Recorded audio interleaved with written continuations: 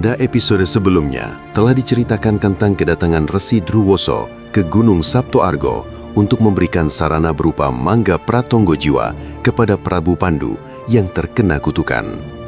Melalui kekuatan batin sang resi, saripati benih Prabu Pandu ditanamkan ke dalam daging buah mangga tersebut, yang kemudian dimakan oleh Dewi Kunti dan Dewi Madrim. Tak lama setelah menjalankan tugas sucinya, Resi Druwoso pun wafat dan menyatu dengan alam semesta. Apa yang akan terjadi selanjutnya? Apakah Dewi Kunti dan Dewi Madrim akan mempunyai keturunan tanpa disentuh suaminya? Mari kita simak kisahnya.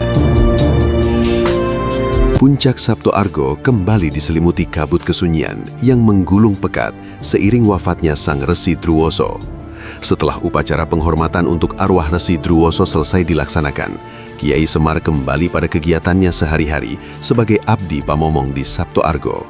Sedangkan Prabu Pandu melangkah dengan mantap menuju Sanggar Pamujan yang diiringi oleh sang permaisuri, Dewi Kunti. Sesaat setelah mereka berdua telah berada dalam Sanggar Pamujan dan mulai duduk dengan tenang, Prabu Pandu dengan wajah yang penuh harap meminta pada Dewi Kunti untuk segera merapal aji kesaktiannya. Dinda Kunti, kini saatnya engkau mengerahkan aji Kunto Wekasaning Roso Cipto Tunggal Tanpa Lawan untuk memohon kehadiran dewa ke dunia ini, ujar Prabu Pandu sambil menatap dalam ke mata istrinya. Dewi Kunti mengangguk perlahan. Ia kemudian mengatur nafasnya agar tetap tenang. Kakang, siapakah dewa yang hendak kita undang? Tanyanya dengan suara lirih, namun penuh rasa ingin tahu. Sejenak Prabu Pandu menarik nafas dalam-dalam. Ia membayangkan sosok pemimpin masa depan yang ideal. Dinda, aku mendambakan seorang putra sulung yang memiliki watak adil dan bijaksana, agar kelak ia mampu memimpin kerajaan dengan sebaik-baiknya. Karena itu, alangkah baiknya jika kau undang Batoro Darmo untuk membantu kita, jawab Prabu Pandu dengan nada tegas. Baiklah Kakang, aku setuju dengan pemikiran Kakang, jawab Dewi Kunti yang segera mengambil posisi duduk bersila dan mengheningkan cipta. Ia kemudian merapal aji kesaktiannya tersebut sembari memusatkan seluruh pikirannya pada sosok Batoro Darmo, sang dewa kebijaksanaan. Tak berselang lama, Sanggar Pamujan yang awalnya hanya diterangi lampu minyak yang redup, kini berubah menjadi terang benderang dan dipenuhi oleh cahaya lembut yang menenangkan saat Batoro Darmo mewujudkan dirinya di hadapan mereka. Kunti, ada keperluan apa sehingga engkau memanggilku untuk datang kemari? Tanya sang dewa dengan suara yang menggema namun sejuk di telinga. Kunti bersujud dengan hikmat di hadapan sang dewa. Ampun Sinuhun Batoro Darmo, hamba memohon kemurahan hati Paduko agar kiranya benih yang ada dalam rahim hamba ini dapat dipersatukan dengan benih Kakang Pandu yang telah tertanam melalui mangga pratonggo jiwo, sehingga bisa menjadi janin yang sempurna. Pinta Kunti dengan penuh ketulusan. Baiklah Kunti, aku kabulkan permintaanmu, jawab Batoro Darmo dengan senyum seiring memberikan restunya. Dengan satu gerakan tangan yang mantap, benih-benih itu menyatu di dalam rahim Dewi Kunti, dan secara ajaib, kandungannya membesar dengan sangat cepat. Tanpa merasakan sakit dan kepayahan sedikit pun, hari itu juga Dewi Kunti melahirkan seorang bayi laki-laki yang luar biasa. Batoro Darmo memberikan berkat terakhirnya sebelum akhirnya lenyap kembali ke kahyangan. Prabu Pandu dengan penuh haru segera meraih dan menggendong bayi berwajah tampan itu. Anakku, kau akan kuberi nama Raden Puntodewo, bisik Prabu Pandu dengan mata berkaca-kaca. Namamu sebagai pengingat abadi bahwa kehadiranmu adalah anugerah langsung dari bantuan para dewa. Puncak Saptoargo yang selalu diselimuti keheningan dan ketenangan, kini berubah menjadi riuh oleh tangisan seorang bayi yang baru saja dilahirkan. Begawan Abiyoso tak bisa menyembunyikan kegembiraannya dengan kedatangan cucunya itu. Begitulah pula dengan Kiai Semar. Ia sangat bahagia dengan momongan kecilnya yang baru saja menghirup udara manusia. Kegembiraan di Gunung Saptoargo itu semakin lengkap oleh kedatangan rombongan dari Hastina yang terdiri dari Adipati Drestorastro, Dewi Gendari, dan Aryo Suman. Namun, kegembiraan tersebut mendadak runtuh seketika tatkala mereka menyampaikan kabar duka tentang kematian Prabu Mondropati serta berita pelantikan Raden Norosumo menjadi Prabu Salyo di Mandraka. Mendengar kabar tentang ayahnya yang telah meninggal dan telah dimakamkan tanpa kehadirannya, Dewi Madrim terkejut dan tak kuasa menahan kesedihannya hingga jatuh pingsan di pelukan Dewi Kunti. Di tengah suasana duka yang datang dengan tiba-tiba itu, Dewi Gendari dan Aryo Suman tak dapat menyembunyikan rasa heran mereka saat melihat bayi laki-laki di pelukan Dewi Kunti. Prabu Pandu pun lantas menjelaskan secara jujur perihal kutukan Resi Kindomo dan bagaimana ia bisa memiliki putra melalui bantuan dan sarana dari Resi Druwoso.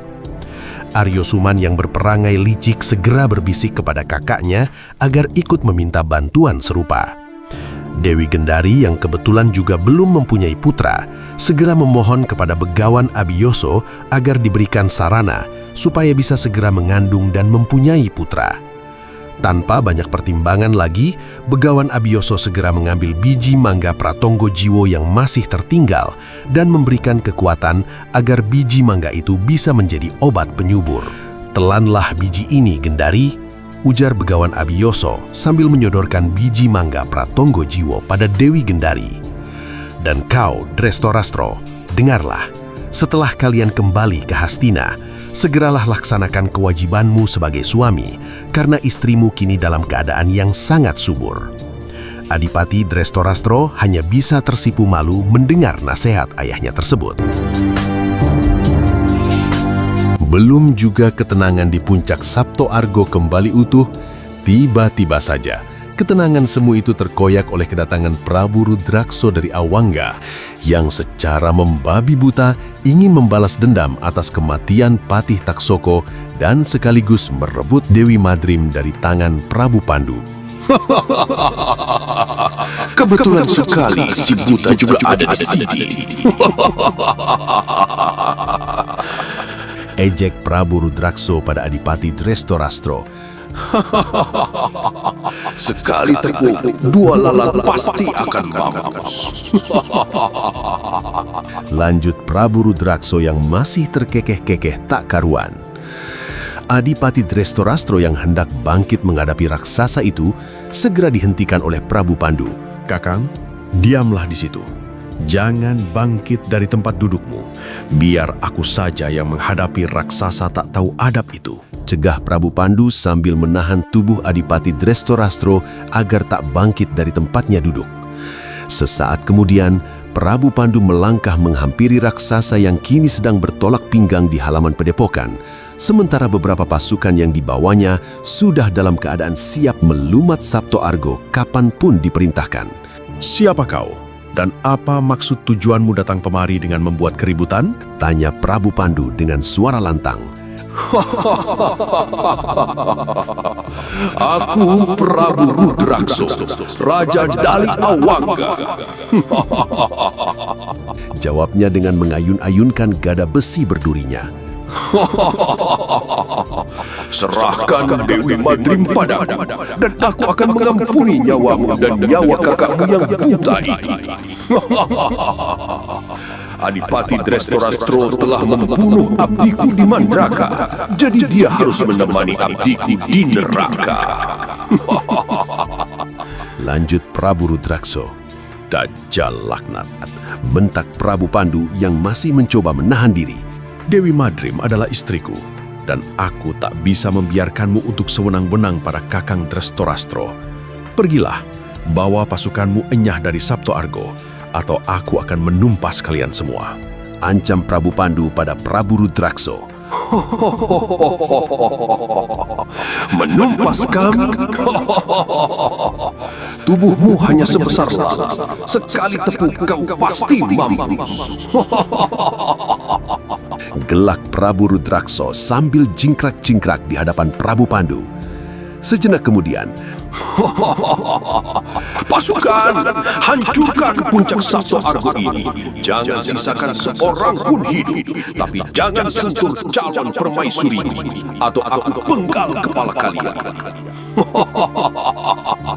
perintah berikut ancaman itu telah dilontarkan oleh Prabu Rudrakso pada prajurit raksasanya, Dan hanya dalam sekejap, banjir bandang raksasa segera bergerak menerjang Prabu Pandu yang berdiri kokoh di depan padepokan Sabto Argo. Prabu Pandu tidak tinggal diam. Ia segera menghadapi raja raksasa itu dalam pertarungan sengit. Sementara itu, Kiai Semar, Begawan Abioso, dan Aryo Suman juga tak berpangku tangan melihat pasukan raksasa yang merangsek. Mereka bahu-membahu melawan mereka dengan kekuatan penuh. Benturan demi benturan kekuatan antara Prabu Pandu dan Prabu Rudrakso yang saling beradu ilmu kadikdayaan menimbulkan getaran-getaran hebat yang sangat mengguncang. Suara gemuruh pertempuran tak seimbang membahana menggulung ketenangan puncak Sabto Argo. Jika tak segera kuakhiri pertarungan ini, Sabto Argo bisa runtuh oleh raksasa-raksasa ini. Gumam Prabu Pandu dalam hati. Matanya yang sudah terlatih untuk melihat kelemahan lawan sekilas melihat titik lemah dari Prabu Rudrakso. Inilah saatnya. Bisiknya dalam hati, dan hanya dalam sekejap, Prabu Pandu segera membentangkan busurnya dan sedetik kemudian, anak panah Mustiko Jamus melesat bagai kilat menerjang Prabu Rudrakso dan langsung menembus jakunnya yang terbuka. Tak bisa dielakkan lagi. Tubuh raksasa itu terpental tinggi ke angkasa dan kemudian jatuh berdebum ke bumi Sabto Argo dalam keadaan tak bernyawa. Sontak, para prajurit raksasa yang melihat junjungannya sudah terkapar, berlari berhamburan, pontang-panting turun meninggalkan puncak Sabto Argo.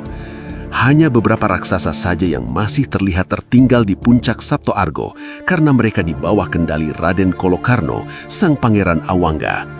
Melihat kematian ayahandanya, Raden Kolokarno segera melemparkan senjatanya, diikuti oleh pasukan yang berada di bawah kendalinya. Ia kemudian melangkah maju mendekati Prabu Pandu dan memberikan hormat. Ia memohon ampun atas kelancangan ayahnya dan menyatakan tunduk kepada Prabu Pandu.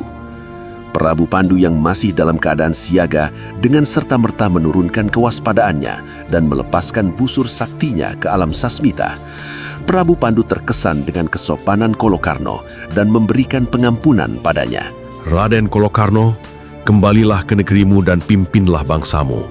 Namun mulai saat ini, Awangga harus menjadi wilayah bawahan dan harus tunduk dengan segala kebijakan Hastina.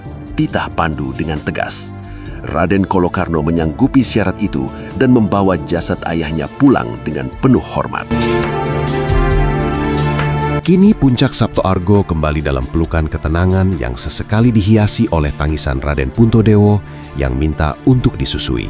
Romo Gegawan, karena sudah terlalu lama kami meninggalkan Hastina dan kami sudah melepaskan kerinduan kami dengan semua kerabat di sini, maka kiranya Ananda mohon pamit untuk kembali ke Hastina. Ucap Adipati Drestorostro pada Begawan Abioso. Baiklah Drestorostro, kembalilah dan bawalah restuku untuk kalian semua serta untuk keselamatan seluruh Hastina. Jawab Begawan Abioso sambil memberikan restu sang adipati. Terima kasih Romo. Restu Romo Begawan Ananda junjung tinggi untuk dijadikan jimat keselamatan dan kebaikan. Lanjut Adipati Drestorostro sambil menghaturkan sembah bakti yang diikuti oleh Dewi Gendari dan Aryo Suman. Pandu, kami harus segera kembali ke Hastina. Jagalah baik-baik putra dan kedua istrimu, semoga kalian selalu dalam lindungan Dewata. Ucap Adipati pada Prabu Pandu. Terima kasih Kakang. Semoga para dewa juga melindungi Kakang dan Hastina. Jawab Prabu Pandu sambil melepas kepergian Adipati Drestorostro dan rombongannya. Di sepanjang perjalanan menuruni Sabto Argo, Aryo Suman tidak bisa menenangkan pikiran dan gejolak hatinya. Ia terus memikirkan kenyataan bahwa putra Prabu Pandu lahir lebih dulu daripada calon putra kakaknya. Bagaimanapun caranya dan apapun resikonya, Gumam Aryo Suman dalam hati dengan penuh kedengkian. aku harus menemukan jalan untuk menyingkirkan bayi Puntodewo itu, agar kekuasaan tetap berada di tangan keturunan Kakang Bok Gendari.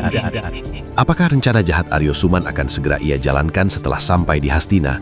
Dan bagaimanakah nasib bayi Puntodewo di tengah ancaman yang mulai mengintai dari balik bayang-bayang kekuasaan dan kedengkian? Simak kelanjutan kisahnya hanya di Wayang Opo Maneh. Terima kasih telah bergabung dan sampai jumpa.